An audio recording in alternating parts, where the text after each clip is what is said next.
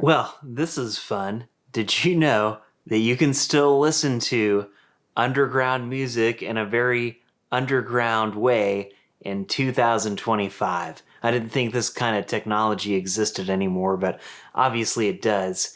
Now, I'll tell you that for Record Store Day 2025, there were certain albums that were released that were only released on vinyl.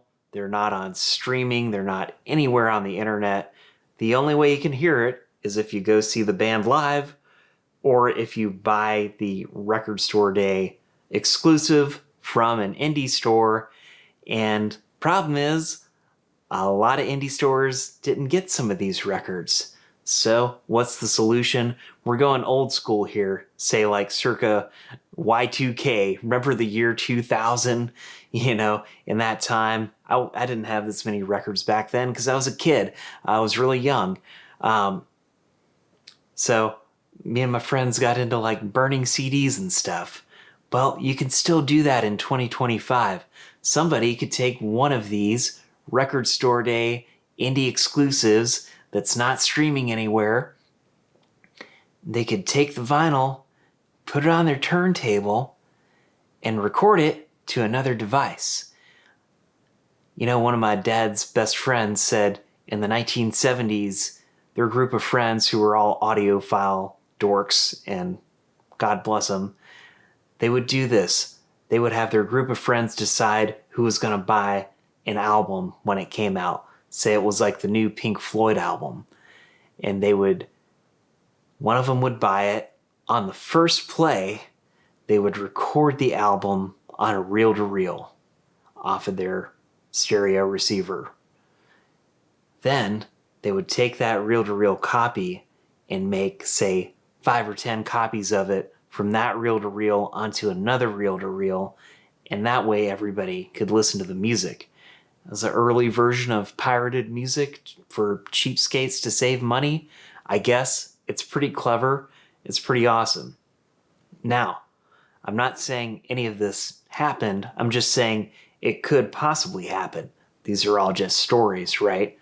But let me just say that in 2025, somebody could potentially take one of these vinyl exclusives, put it on their turntable, record it to a digital format, and they could potentially even burn a CD and ship it to a friend in the mail. I'm not saying that happened, because who knows whatever happens, The globe is turning round, and who cares about burnt CDs these days? It could have been a CD of a friend of mine yodeling into their cell phone.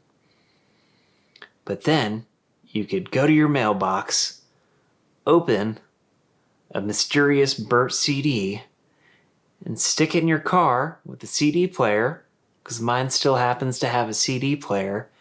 Then you could listen to perhaps an album that isn't readily available for listening in your car.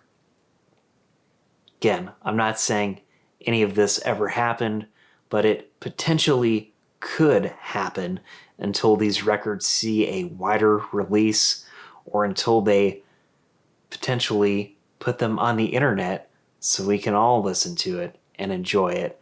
But it's a kind of like an underground way to say, screw you, Daniel Ek, and your stupid Spotify streaming numbers. But again, people should be able to hear music, and if you make your music hard to get and unavailable, some innovative, clever people could find a way to make it listenable. Just saying. Orange giant, orange giant, orange giant, orange giant, orange giant, orange giant, orange